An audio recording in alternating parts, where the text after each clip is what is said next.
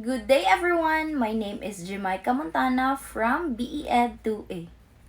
We all know that the Filipino character has both strengths and weaknesses. On one hand, Filipinos are known for their warm hospitality and strong sense of community. They are also known for being hardworking and resourceful. Some say that Filipinos are strong-willed and resilient because they have faced many challenges in their history. Others say that Filipinos are too passive and lack of initiative. So, let us further have knowledge about the Filipinos character that my group mates will discuss about the chapter 4, the strengths and weaknesses of the Filipino character, a social-cultural issue. So, hi everyone. My name is Kishamay B. Condrillion from BEd 2A. Today we will be discussing the strengths and weaknesses of a Filipino character. So, our school are really built to serve the society and everyone that's in it. And one of the rules of the school is to ensure the students are well informed and the students understand and are able or capable of addressing the different social issues that we are facing. And one of the social issues that really have to address, that they really have to resolve, is the weakness of the Filipino character. We are Filipinos, and there are other things that we have to be proud of as a Filipino. But whether we like it or not, there are also tons of attitudes, values that are able to eliminate and discard it. That's why school is there for us to help us rather than to strengthen all these positive attitudes of Filipinos and to help us get away from the negative ones that we practice every day.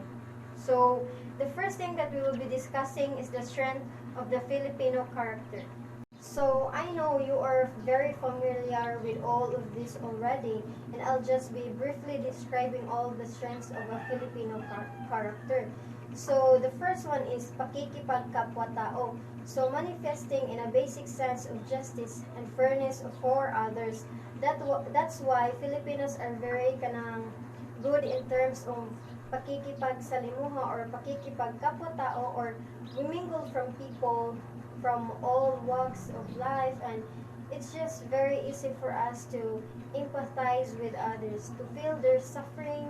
And there are also lots of times that we cannot bear sufferings of other people. That's why it's very easy for us to extend our mutual assistance or help the other people, because we cannot bear seeing them that suffering, and that is all well part of pakikipagkapwa-tao.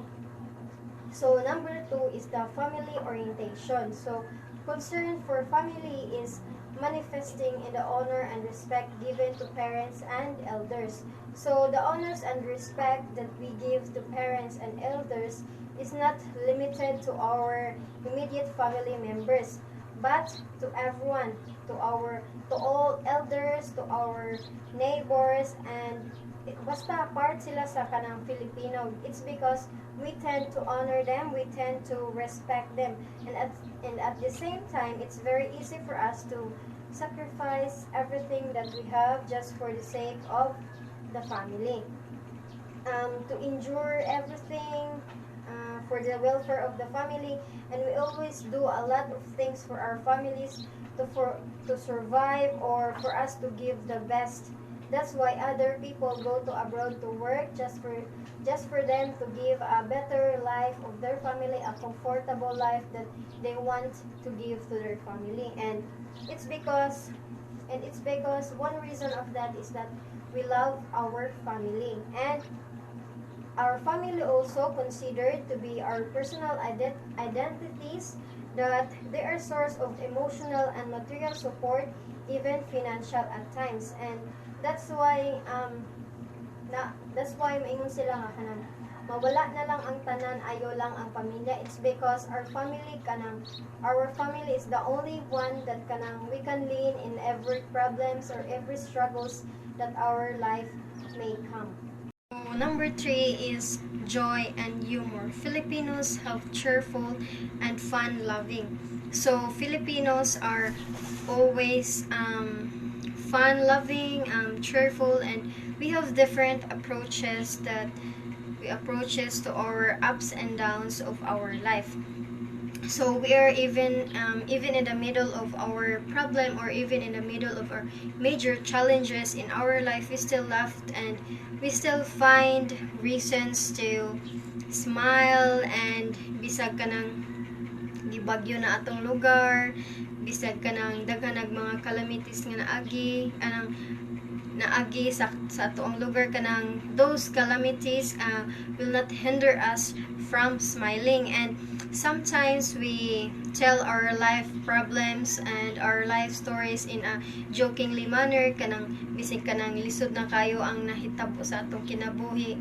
For example, ato sa katong bagyong Yolanda is kanang bisan pa maglisod ang pangitaon ang pagkaon, ang mga tao is kanang walay mga trabaho, ang mga product dili maabot dayon sa danbatayen, is kanang even sa kanang paglay na to sa relief goods, bisag kanang gibagyo na ta, kanang we still find ways to smile, kanang para lang ma-relieve ang mga stress nga nahitabo sa atong kinabuhi. And also kanang we are always willing to give our kanang genuine smile against our problems. And mao jud na siya ang kanang tatak nga Pilipino, nga bisan pag unsa nga struggles maabot sa kinabuhi is kanang dili jud na siya nga kanang babag sa tanan butang para lang nga mokatawa ta.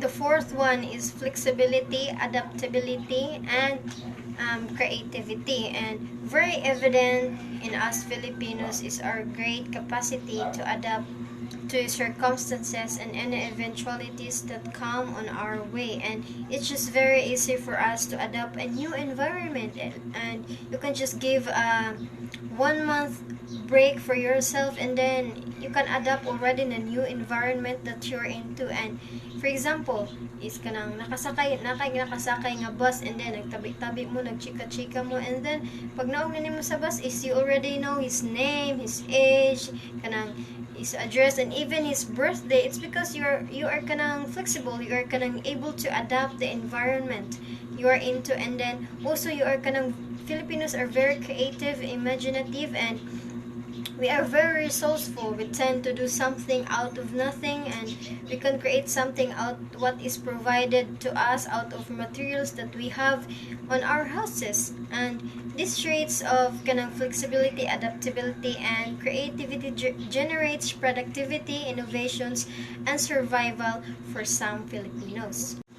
So the next one is number 5 is the hard work and industrious. So the Filipinos desire to improve one's standard of living and to live a decent life matched with proper working conditions, and motivations make them work hard. So Filipinos do not focus on one work. It's because kanang we have hopes and dreams to our families. We have hopes and dreams in our lives in the future. If you already heard or seen a YouTube vlogger Filipinos there on abroad, they would have 2 to 3 jobs at a time, and just for their loved ones, they sacrifice everything. That's why Filipinos are hard work and industrious. And have you ever wondered nga nganong kasagaran Filipino manggod ang i-hire sa mga abroad? It's because according to mga foreign peoples, Filipinos hardworking, and they are not kanang going late at work. It's because Filipinos mao na jud na ang Filipinos, mao na jud na ang traits nga naa jud ta. So number 6 is Filipinos are faithful and religiosity. Filipinos are predominantly Christians, if not Catholics. We have the faith in God, and our life is always God-centered. We are believers of our own God. We might be in different religion, different gender, but we only praise and pray one God. We may have problem or any circumstances in life, we still have faith in God that He will provide, and with God we will overcome all the problems that we are facing, and we know that God won't give us any circumstances that we cannot survive. Also, Filipinos are religiosity. That's why in our program or in our start of our classes, we always do our prayer before we would start. It's because we always all things that we do are always the will of God. So lastly is the ability to survive. So Filipinos are survivors and are resilient. We have the great capability to surpass all sad experience and recovers easily from difficult times. So Filipinos are survivors, Filipinos are resilient, and sila Filipinos are like bamboo tree daw nga very resilient, and bisag kadaghang bagyo nga naabot, bisag kadaghang calamities nga naabot, earthquake, mura parehara na siya og bamboo tree nga asa ang hangin ato sa siya duyog, iguro na siya mulikaw-likaw, and it will never be broken until maka-recover na siya mura na sa nasyag mga Pinoy. And Filipinos we have the ability to surpass all the sad experience because Filipinos can do anything. And katong mga calamities ako giingon kanina, which is ang katong earthquake, bagyo, and especially sa COVID pandemic. Para sa COVID pandemic, daghan kaayo na wag tangag trabaho ato nga time, but Filipinos can able to survive. Ngita gyapon paagi ang mga Filipinos. It's because Filipinos are survivors because it's in our character, and giving up is never our solution. Maunay tatak nga Pinoy jud nga dili jud dayon mo give up bisig unsa pa nga mga circumstances nga naabot sa kinabuhi. And ang katong mga strengths nga akong nasulti ganina is kung masubrahan to siya nimo, pag masubrahan to siya, mahimo nimo siyang weaknesses. It's because whether we like it or not, strengths are also our weaknesses, and weaknesses are also our strengths. Good morning, and now I am Ladred Dapinya, and I am introduce our new topic, which is the strengths and weaknesses of the Filipino character in a social-cultural issue. So I have here this was being introduced on April 27, 1988 by the task force. This was being addressed to our President Corazon Aquino, and this program was entitled this program was with the theme of building a people, building a nation. So this is focusing on addressing some personal people issues, or what we called as a awareness of some Filipino characteristics, and that was being addressed by Senator Leticia Shahani. So first, we have here a weaknesses of the Filipino character. So first, we have the extreme family-centeredness, excessive concern for family, using one's office and power to promote family interests, functionalism, patronage, political dynasties, and protection of family members. So this means that when you put too much concerns towards of the family members, you would never consider the negative impact, negative feedback or comments of other people towards your family members. It's because you are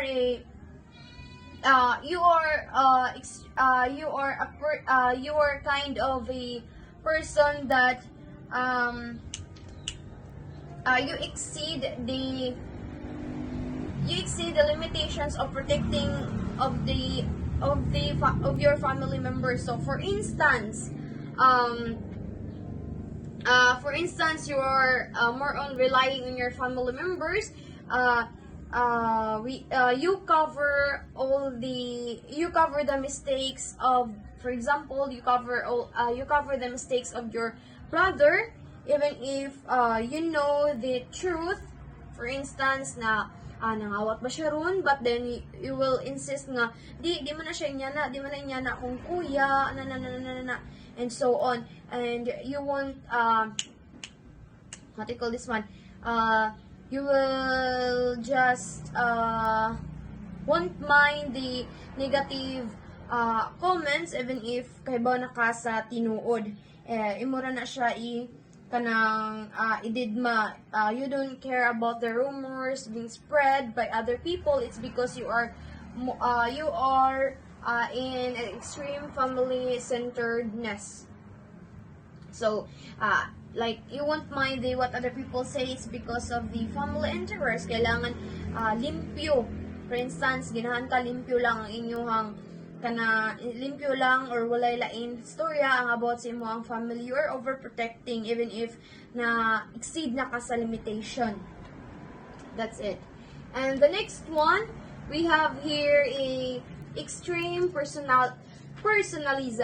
It takes things personally, cannot separate objective tasks from emotional involvement.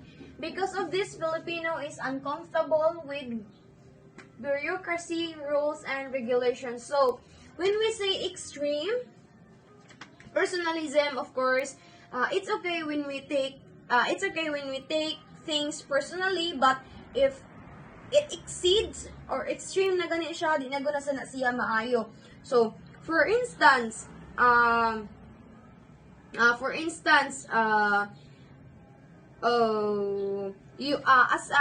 in situations between the staffs and the teachers or the dean.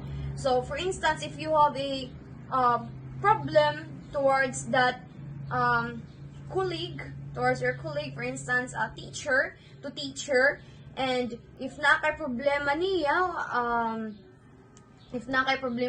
you will just confront, no? I-confront mo siya like this, mga positive and negative mga comments. But then, kato siyang tao nga imong giingnan, the teacher that kanang gikomentan, he or she will just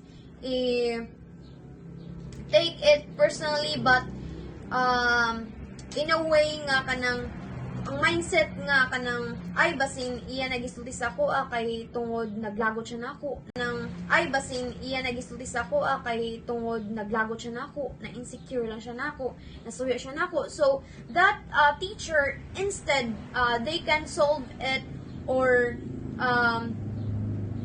since they are having a closure or kanang sabot, but then iya i-address dito sa dean, no, sa taas na sa mga sa school head. So muna di sad siya maayo. It's because you're over feeling kanang yun, wala kay awareness imong kaugalingon, even if true ang giingon sa imong isig ka tao, and then you will just address it to the higher kanang mga tao nga nasa higher position. It's because tanaw nimo kay sayop siya.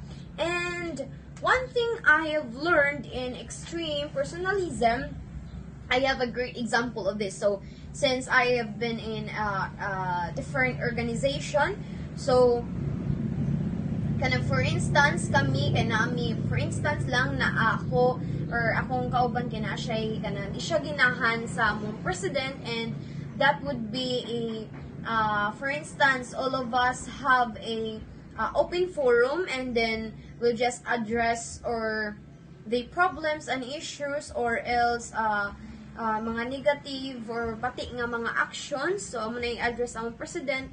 But then, since she or he is the one who has a great power sa pag-file of petition, I know each one of us mga members pwede ka file petition, but then tungod ato nga negative impact nga gihatag sa or gisulti sa iya to ingon nga ay so yaon na guna siya ginahan, maybe makaingon siya nga ay suyaan lang gud siya, ginahanap gud siya matangtang ko aning higher position. So si president, he or she will kanang address it to the advisor, and then mingon siya nga mag-file siya petition niya iyahaning ipatangtang like that. Muna siya nga extreme personalism, kumbaga nasudara ang garbo pod. And next we have here a even if for instance sa katong sa teacher, no, even if ni labag na siya sa mga sa rules and regulations or policy within the school, so bisag sayop na siya, yagyapon tong idauton sa app, which is that's not good. And next, let's proceed to lack of discipline. A casual attitude towards time and space manifested in lack of precision and compulsiveness in poor time management and procrastination. So in here, in lack of discipline, I admit I am sometimes a lack of discipline. I do procrastinate. Labo na ang deadline kay next week pa, so I will do the task the day or the night before the due date. That's it. And I've learned that it is not good kay labo na kung you have a poor time management, you cannot manage your time. If magpundok na ang task nagihatag sa imo, you won't be you just tend to cram, no, mag-cramming na ka kay it's because na may daghan mga task nga ipangbuhat sa imo, ha. And also pwede ka mahimong as a palusot nga pagkatao, like you have so many reasons nga ipang sulti kay tungod you won't be able to do the task on time, and or else labo na sa mga submission dahil kikag chu rason, and it is lack of discipline. So muna siya ang lack of discipline. So kailangan good, we have to to make our time balance and do the task pod nga para pod ahead of time dili na pod siya magkanang pundok. And last, we have a positivity and lack of initiative. Waiting, from the word positivity meanings you are a kind of leader or person that is passive. Passive na ka nga, passive like kung I've heard nga na duha ka klase sa leader. For instance, leader nga kugihan nga imuho na lang tanan mga tasks, you're the one who will do all the tasks that has given, instead nga imunta siyang panghatag sa imong members. And nasa ikaduhang klase nga leader nga kanang wa kay gibuhat, igora ka tig-dictate, igora gyud ka nga leader nga igora jud ka tig-dictate, imo jud ihatag sila tanan, wa kay gibuhat, puro ka chu nya, way gibuhat, that's it. And so you are or else you are an individual who is waiting to be told what to do, and your reliance on others, or you are more being dependent, or you are relying to other people instead of mag-take og kanang actions right away. So for instance, you have a lack of sense of urgency, no? Mura kag wa kay kalibutan nga kanang bisag needed na guna siya, in urgent na siya, pero di gyapon nimo siya mabuhat kay tungod nagdepende man ka sa higher position or sa imo ang kauban. So we tend to, for instance, in our government, we tend to blaming all the issues, we blaming all the problems in our society to the government, since it is the higher level of a kanang kuan sa politics. So we keep on blaming katong na ay COVID, na ay kanang nagkainyani ang Pilipinas. We tend to complain sa government kay tungod ana, and ug di na kita matagaan og ayuda, hala ginahan na lang ta mag chu daghan kita tabi. But we don't even we have a diha na masud pod ang we have a extreme personalism. We don't even know nga kanang nagsuma sad sa ato ang actions, no, we are being unaware of our actions. Kanabang tungod sa pobrehon, hala tungod isisi na lang, i-blame na lang tanan sa government. You are more on relying on government sa mga funds, relying ra gud kay ta sa kanang mga kwarta sa gobyerno, ana di ta maniguros tong pagalingon. That's the passivity and lack of initiatives. And other example, in a organization, if ever there is a rush issues, or for instance katong sa na mo visit sa to ang org, or else na ay mga papers nga lihukunon, but then kanang ikaw ra ang naa kay imuha ang nasa kanang mga higher position kay absent kay nailain pod nga task, and you were just waiting for nothing. You were just wait that he or she, the for instance the president, vice president, the secretary will approach you on what to do, and that's the negative character or a weakness of a person. Kanang magbuhat na ka unsay isugo sa imuha, no, that's not. If ever there will be problems or in urgent nga mga situations, you have to address that one easily. You have to take actions right away. Di na ka pwede magdepende pa sa uban kung unsay gisulti isugo sa imuha, but it's you who is responsible for to take. You have to be initiative na nimo kung unsaon na nimo pag-address right away. That's it. And I hope you have learned something from the these weaknesses of the Filipino characters, and that will be all. Thank you. Okay, good afternoon everyone, especially to you ma'am. So, I am Jonas Diaz. Now, I am going to tackle about the 5 weaknesses of a Filipino character. By the way, thank you Miss Lovejoy. So, the 5th weakness of Filipino character is colonial mentality.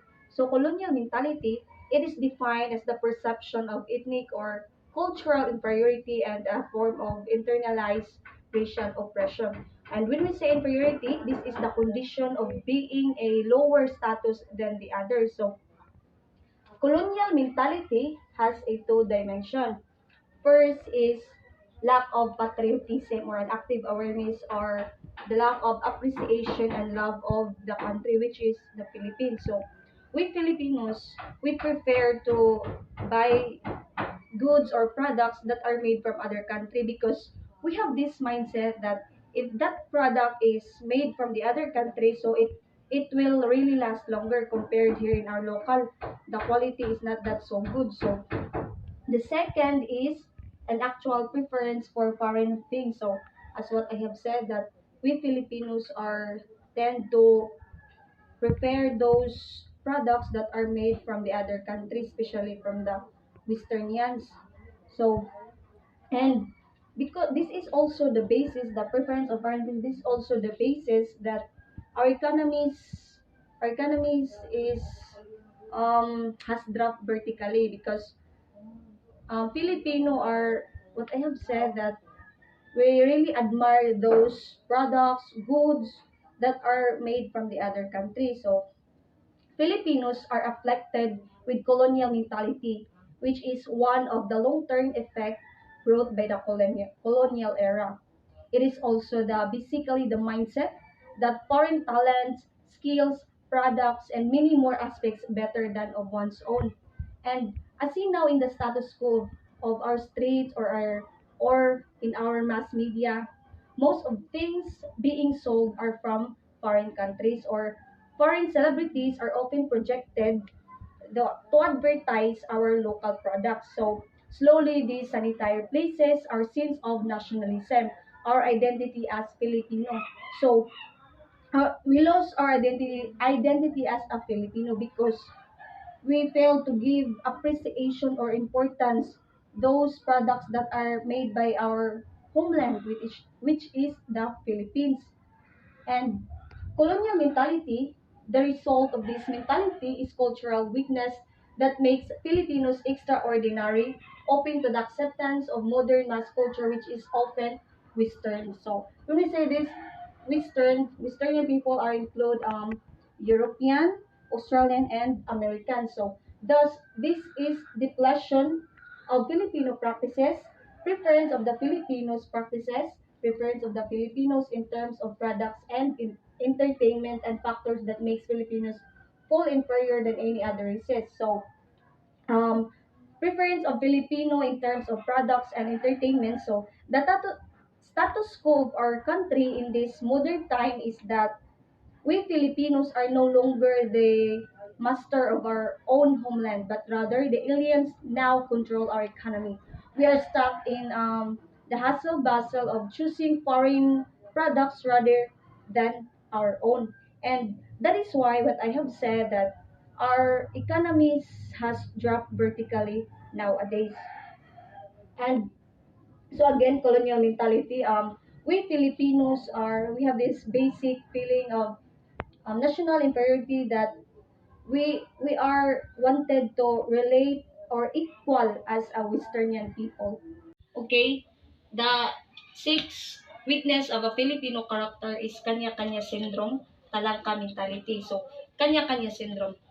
According to several studies, Filipinos have a selfish, self-serving attitude that generates a feeling of envy and competitiveness towards others, particularly one's peers who seem to have gained some status or prestige. So, kanya-kanya syndrome seems that you don't want to share what you have to others, or you don't want to have others what you have. So that's a kanya-kanya syndrome. So towards them, the Filipino demonstrate the so-called talangka mentality or the crab mentality. So crab mentality, referring to the tendency of crabs in a basket to pull each others down. So this is done by This is done by chismis, intriga, unconstructiveness, criticism, and it is also the evident in the personal ambition and the drive for power and status that is insensitive to the common good. So crab mentality, say for instance, if one of your neighbor will be successful, you don't I said that you don't want to you felt guilt that one of your neighbor will be successful. Just want to have a fair status. Yes, that is kanya-kanya syndrome and talangka mentality. So this results in dampening of cooperative and community spirit and in the trampling upon others' rights. So, kanya-kanya syndrome and talangka mentality. So, kanya-kanya syndrome or talangka mentality, there seems to be a basic assumption that others' gain is one loss. Okay? The seventh weakness of a Filipino character is lack of self-analysis and self-reflection. So the tendency to be superficial and somewhat flighty in the course of serious personal and social problems. There is lack of analysis or reflection. So lack of self-analysis and self-reflection. So um, this is not our habit that before we sleep at night, we examine or we reflect on ourselves of what we are doing, or we ask ourselves that if have I done or have I done something bad like that. So lack of self-analysis and self-reflection, um, we do not examine ourselves, we do not examine the wrongdoings.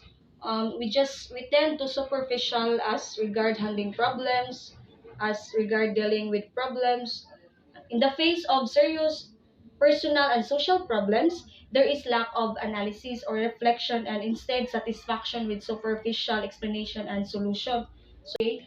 The last weakness of a Filipino character is emphasis on form rather than acceptance. So here, we focus more on appearance rather than a content. We are more particular with what is physically beautiful. So say for instance, in a classroom setting, the teacher will give more high scores those projects that are have a many design and the topic is not I mean the content is not related to the topic, but rather than those projects that are very simple but the content is much more related to the topic. So this is called quantity over quality. So emphasis on form rather than substance. This lack of analysis and emphasis on form is reinforced by an education system that is more from than substance. So there's a lot of classroom rules that are implemented, but not so not effective. Yes, that is emphasis on form rather than a substance. Here we are more um is this we are more um particular with what is physically beautiful rather than a substance. The strengths and weaknesses of Filipino character is a social-cultural issue that has been debated for many years. Some people argue that the Filipino character is weak because of the country's history of colonization and its dependence on foreign aid. Others argue that the Filipino character is strong because of the Filipinos' resilience in the face of adversity and their strong family values. Yes, Filipinos are known for their resilience in the face of challenges. They are able to persevere and adapt difficult circumstances. They are also known for their warm hospitality, and they are also friendly, welcoming strangers, and are generally kind hearted and hospitable people. They are often quick to help others in need and are always willing to offer a warm smile and friendly conversation. Filipinos are also very religious people, and this is often reflected in their strong sense of community. These strengths and weaknesses are rooted in many factors. However, change is possible, and the following goods are proposed to develop in the Filipinos. That's all for the chapter 4. Thank you for listening, guys. I hope you learned something.